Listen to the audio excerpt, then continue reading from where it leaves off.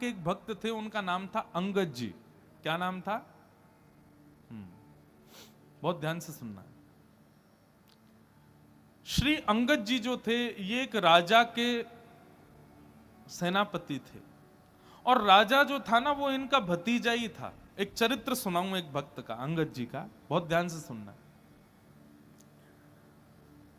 अंगद जी अपनी पत्नी से बहुत प्रेम करते थे, और उनकी पत्नी सत्संग, ठाकुर जी की कथा, कीर्तन, वैष्णव वार्ता, इनमें उसकी बड़ी रुचि। लेकिन अंगद जी को कथा आदि में बिल्कुल कोई रुचि नहीं थी। अपनी पत्नी से कहते थे, सुनो, तुम खूब कथा सुनो, खूब मंदिर जाओ, जो तुमको करना है करो, पर मुझसे कभी नहीं कहना कि तुम करो, मेरे को कभी नहीं छेड़ना। पत्नी के मन में आता तो था कि ये भी भजन करें, लेकिन कोई बात नहीं, जैसी हरी इच्छा। अंगद जी रोज शाम को आते, पत्नी के पास बैठते, खूब प्रेम करते थे अपनी पत्नी से। एक दिन एकादशी का दिन था, आज एकादशी है। एकादशी का दिन बड़ा महत्वपूर्ण माना जाता है। एकादशी के दिन अंगद जी की पत्नी ने कुछ संतों को अपने घर बुलाया और सत्संग होने लगा घर में।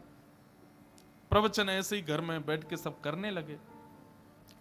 शाम को अंगद जी जब लौट करके आए, उन्होंने देखा घर में तो आज अलग ही रौनक है, इतनी सारी भीड़ आ रखी है, सब लोग नाच रहे हैं, गा रहे हैं, कीर्तन कर रहे हैं, कथा सुन रहे हैं।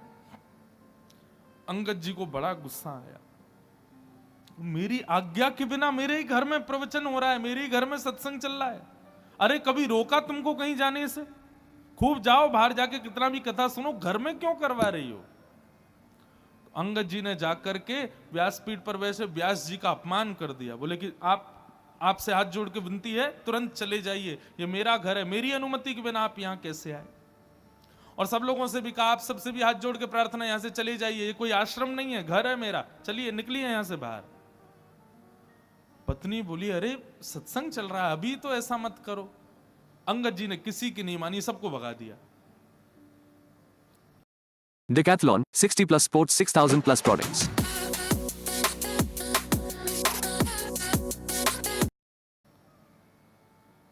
पत्नी को बहुत बुरा लगा। उसने मन में विचार किया, जो हरि का नहीं है उसको मैं अपना पति कैसे मान सकती? तजोरे मन, कल हमने ये पंक्ति गाई थी ना, हरि विमुखन को संग।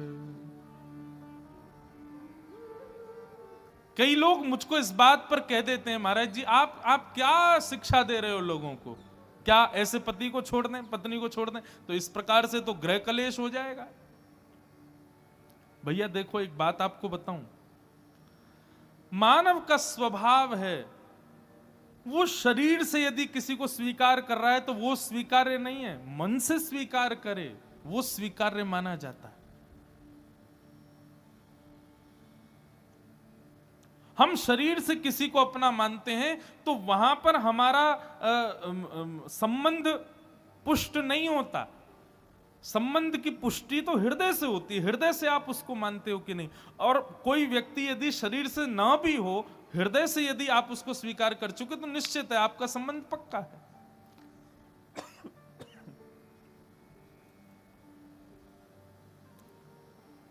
महादेव ने सती का त्याग किया, लेकिन ऐसा नहीं कि सती को कैलाश से ही कह दिया हो कि आप चली जाओ अपने मायके में जाकर करो ना।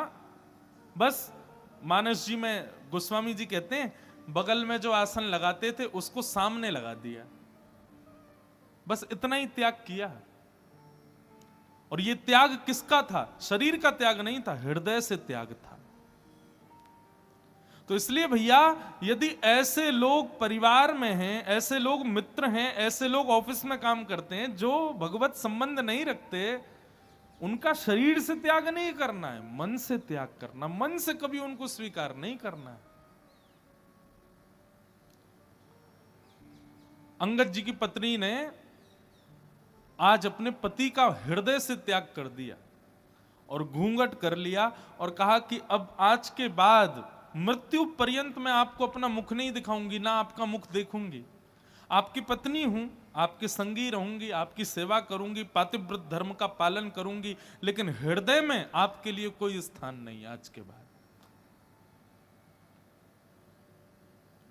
अंगद जी की पत्नी अब तो घूंघट करके रहती है, अंगद जी ने मुंह ही नहीं दिखाती अपना अंगद जी को। 1 महीना 2 महीना 6 महीने बीत गए महाराज। अंगद जी बड़े उदास, बहुत प्रेम करते थे अपनी पत्नी से। अब तो कार्य में भी मन नहीं लगता। एक दिन ऐसी घोड़े पर बैठ करके कहीं जा रहे थे, तो चलते चलते उन्होंने देखा कहीं कथा चल रही है। मन में आया इसी कथा ने ही मेरा घर बर्बाद करवा दिया, इसी की वजह से सब खराब हुआ। 2-3 दिन बाद फिर से निकले तो फिर कथा चल रही थी, तो मन में आया कि ये कथा में ऐसा होता क्या है जो मेरी पत्नी को इतना प्रिय लगता है, चल के सुनूं। अंगद जी आकर के पीछे उदास हताश तो बैठे ही थे, घर में मन लगता नहीं है, आके बैठ गए। कथा में बंधुओं 3 प्रकार के लोग आते हैं। पहले आमंत्रित लोग, जिनको निमंत्रण दिया गया है कि भैया हमारे घर में कथा है, आपको आना है।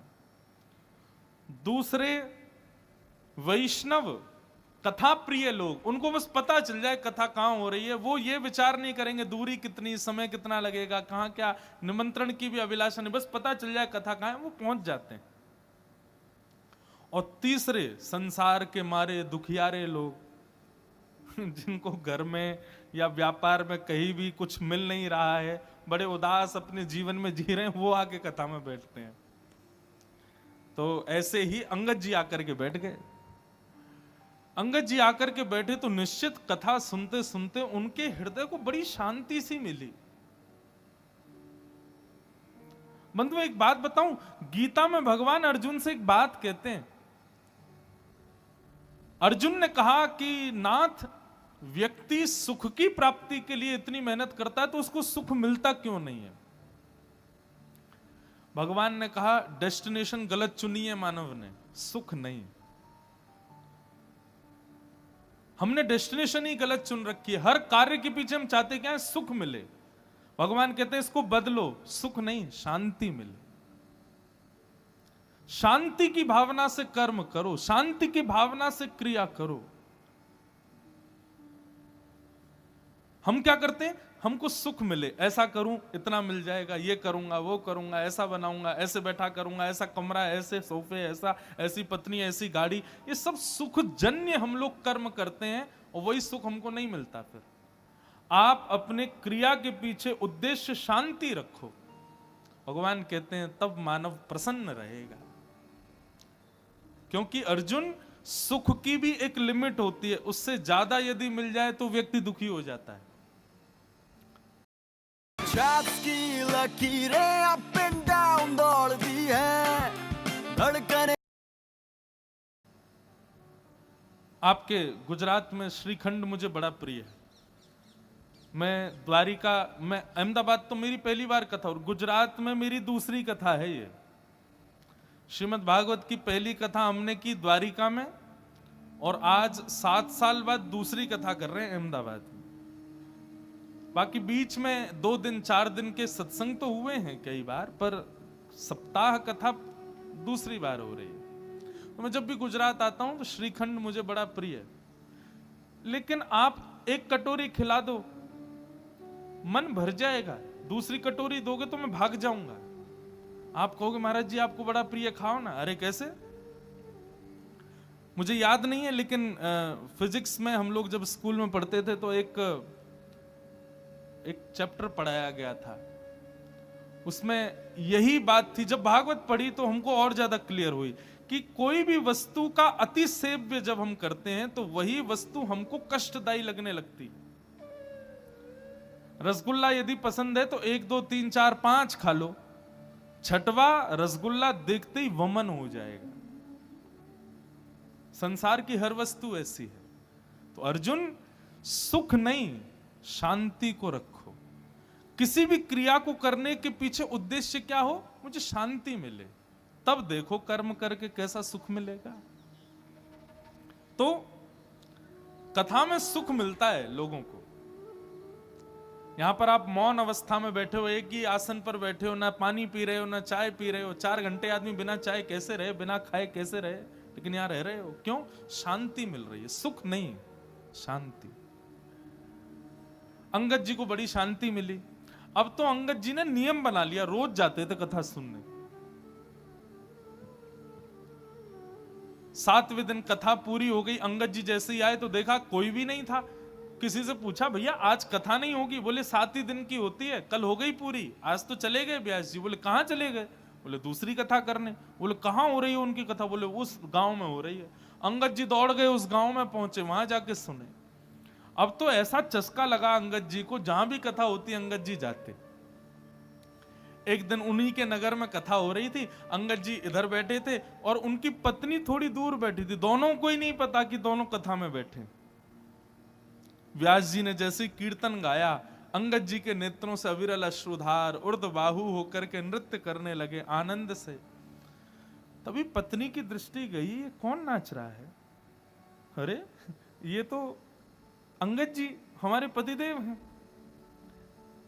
तभी मैं कहूं, कुछ समय से ये पहले तो बड़े दुखी रहते थे कि मैं मुख नहीं दिखाती, कुछ समय से बड़े प्रसन्न रहते हैं, मुझसे ज्यादा बात भी नहीं करते, अपनी सेवा पूजा भी करने लग गए हैं और बड़ा सामान्य सा बड़ा सुखमय जीवन जी रहे हैं। मैं सोच तो रही थी बदलाव कैसे आ गया, ये कथा सुनते हैं। आज शाम को कथा के बाद जैसे ही अंगद जी घर लौट करके आए, पत्नी ने अपना घूंघट ऊपर कर लिया। अंगद जी बोले, अरे देवी मैं आ गया हूं, घूंघट नीचे कर लो। बोले नहीं नहीं, अब तो घूंघट नहीं करना। क्यों? मैंने इसलिए घूंघट किया था कि आप कथा से प्रेम नहीं करते थे, परंतु अब तो आपने कथा को स्वीकार कर लिया ना, अब मैंने जो त्याग का संकल्प लिया था उसको छोड़ दिया। अंगद जी बोले, वो बात तो ठीक है, लेकिन मैं तुमको सत्य बताऊं, जब से मैंने कथा सुनना प्रारंभ किया ना, मुझे पहले तुम्हारे रूप में बड़ी आसक्ति थी, पर अब मुझे वो आसक्ति नहीं है। अब तो मुझे बस एक ही अभिलाषा, मेरे जगन्नाथ मुझे कब दिखेंगे, मेरे द्वारिकाधीश, उनकी रूप माधुरी का दर्शन मुझे कब होगा। ऐसा अंगद जी का जीवन। बंधुओं, अंगद जी ने अपनी पत्नी से कहा, देवी अब हम दोनों वैष्णव हो गए, चलो हम जगन्नाथपुरी दर्शन करने चलेंगे। लेकिन अभी अभी सुना है कि एक बहुत बड़े युद्ध के लिए राजा के साथ मुझे जाना है, युद्ध से जब वापस आ जाएंगे फिर हम जगन्नाथपुरी चलेंगे। ठीक है। युद्ध में अंगद जी गए, जाकर के युद्ध किया। युद्ध का नियम होता था, जो राजा हारता था उसका सारा धन हड़प लिया जाता था और जीतने वाले राजा को दे दिया जाता था। अंगद जी जब उसका सारा धन लेने लगे तो वहां एक अद्भुत मणि थी। उस मणि को देख करके अंगद जी बड़े प्रसन्न हो गए। बोले, बड़ी सुंदर मणि है, मुझे ठाकुर जी को कुछ निवेदित करना है, ठाकुर जी को मैं जगन्नाथपुरी जाऊंगा, कुछ देना है। कोई बात नहीं, मैं ये मणि अपने संग ले जाता हूं, ये ठाकुर जी को दे दूंगा। और उस मणि को अंगद जी ने अपनी पगड़ी में छुपा लिया। थी तो वो चोरी, लेकिन अंगद जी का भाव क्या था कि मुझे ठाकुर जी को देनी है। भगवान से बोले, प्रभु इसके बदले भले ही मुझे दंड मिल जाए, लेकिन मैं ये दूंगा आपको, ये है आपकी, मुझे नहीं चाहिए लेकिन मैं आपको दूंगा। किसी सैनिक ने जाके राजा को बता दिया कि अंगद जी ने एक मणि को अपनी पगड़ी में छुपा लिया। राजा, अंगद जी उसके चाचा लगते थे, इसलिए राजा स्पष्ट तो कुछ कह नहीं पाया, पर राजा ने मन में विचार किया कि अंगद जी रोज मेरी बहन के यहां भोजन करने जाते हैं, मैं आज बहन से कहूंगा कि वो भोजन में जहर मिला दे, अंगद जी की मृत्यु हो जाएगी, मणि हमको मिल जाएगी। अंगद जी आज भोजन करने के लिए राजा की बहन के यहां गए, तो अंगद जी का नियम था कि भोजन का पहला भाग राजा की बहन की छोटी बेटी को गोद में बिठा के पहले उसको खिलाते थे, फिर स्वयं पाते थे। आज उसने अपनी बेटी को कहीं छुपा दिया, बोले अंगद जी कहीं खिला ना दे, इसमें तो जहर है। अंगद जी भोजन करने बैठे, कहा बिटिया चलो लाओ अपनी बेटी को लेके आओ, उसको मैं थोड़ा खिला दूं फिर मैं पाऊं। बोले मेरी बेटिया तो आज माँ के पास गई है, मेरी मायके गई है, आज वो है नहीं, तो आप आज अकेले ही पालो। अंगद जी बोले, बेटा ये तो मेरा नियम है, उसको खिलाए बिना तो मैं कभी नहीं खाता। अरे वो मेरी प्राण प्यारी है, मैं उसको साक्षात जगदम्बा के स्वरूप में देखता हूं, पहले उसका भोग लगाता हूं तब पाता हूं, अब जब तक उसका भोग नहीं लगेगा मैं तो नहीं पाऊंगा। तो राजा की बहन ने सोचा, ये मेरी बेटी से इतना प्रेम करते हैं और मैं इनको जहर दे रही हूं।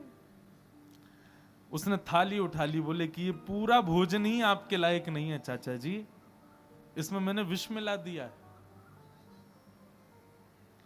अंगद जी ने थाली पकड़ी, बोले तुमने इसमें विष मिला दिया? बोले हाँ।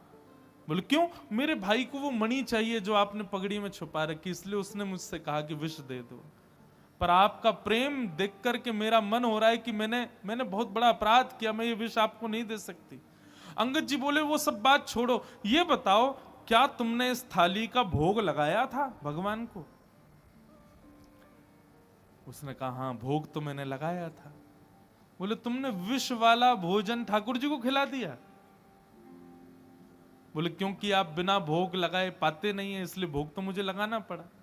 अंगद जी बोले अब तो इसको मैं ही पाऊंगा, जब विष ठाकुर जी ने पा लिया तो मैं कैसे छोड़ूं? और अंगद जी जबरदस्ती हठ पूर्वक उस थाली को लेकर के बैठ गए और एक एक कवल खाने लगे। ज्यों ज्यों कवल मुख में जाने लगा, अंगद जी का उतना ही तेज बढ़ने लगा। यह आश्चर्य देख करके राजा की बहन नतमस्तक हो गई। जाको राखे साइया मार सके ना कोई, बाल न बाका कर सके जो जग बैरी हो। बंधुओं,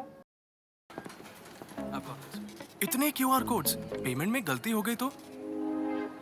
वीजा है तो नो। प्रसाद मान करके पाया, इसलिए विष्णु ने भी कुछ नहीं किया। ये लीला तो मीरा के साथ भी हुई, ये लीला तो ध्रुव के साथ भी हुई, ये लीला तो प्रहलाद के साथ भी हुई। विष उनको भी पिलाया गया, लेकिन भगवत प्रसाद मान करके पाया, कुछ नहीं हुआ।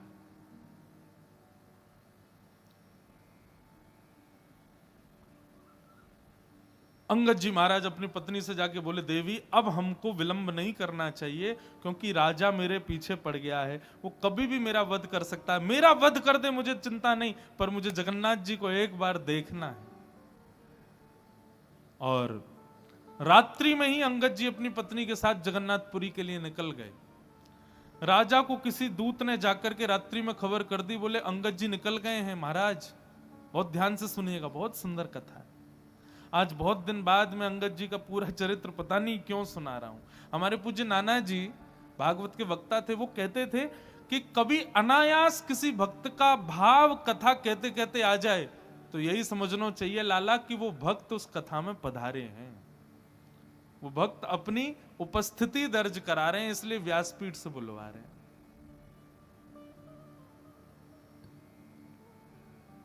तो अंगद जी जाने लगे, बीच रास्ते में ही राजा के सैनिकों ने बंदी बना लिया। सैनिकों ने कहा हम तुमको छोड़ देंगे, बस मणि हमारे हवाले कर दो। अंगद जी बोले जिनके लिए वो मणि है मैं उन्हीं को ही दूंगा।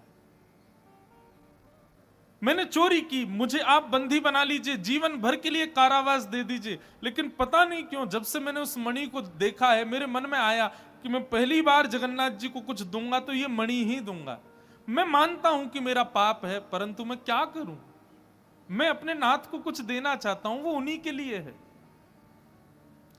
सैनिक तो कहां समझने वाले थे, बोले तू अपने नाथ के पास जा भी नहीं पाएगा, तेरा सर कलम कर देंगे, जल्दी दे।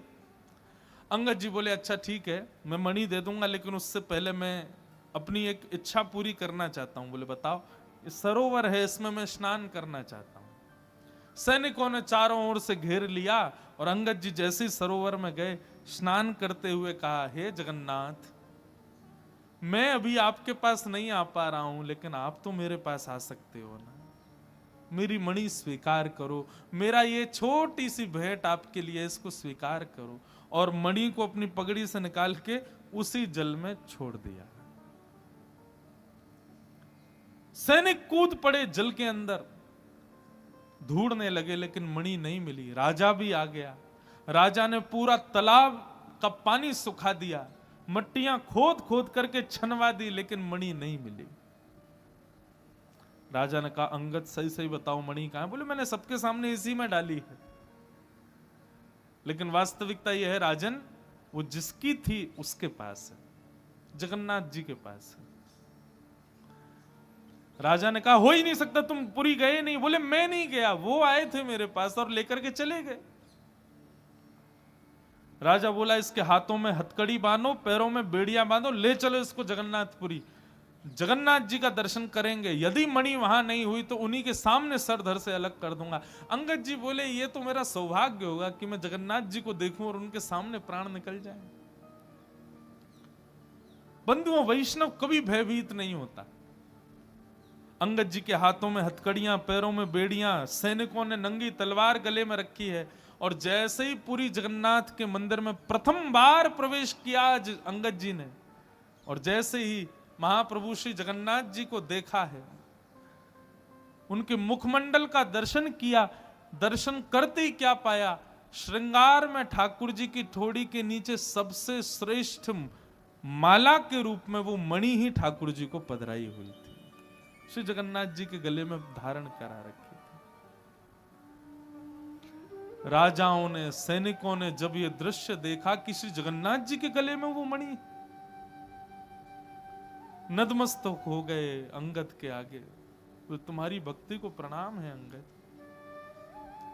लेकिन अब अंगद जी को जब ये बात दिख रही है कि मेरे द्वारा प्रस्तुत कोसों दूर से वस्तु जगन्नाथ जी ने स्वीकार कर ली, मतलब मेरे प्रेम को, मेरी भक्ति को स्वीकार कर लिया, हथकड़ियां हाथ में, बेड़ियां पैरों में, और देखते देखते जगन्नाथ जी को अंगद जी ने वहीं अपने प्राणों को त्याग दिया, महाप्रभु जी में विलीन हो गए। ऐसी प्रेम लक्षणा भक्ति श्रीमद् भागवत प्रदान करती। मैं कहता हूं अपनी कथाओं में, भागवत जी नहीं होती तो हमें कभी मीराबाई नहीं मिलती, श्रीमद् भागवत नहीं होती तो हमें कभी सूरदास नहीं मिलते, श्रीमद् भागवत नहीं होती तो ऐसे प्रेम युक्त वैष्णव भक्तों के चरित्र हमें कभी नहीं मिलते, क्योंकि इन सबका सृजन भागवत नहीं किया है।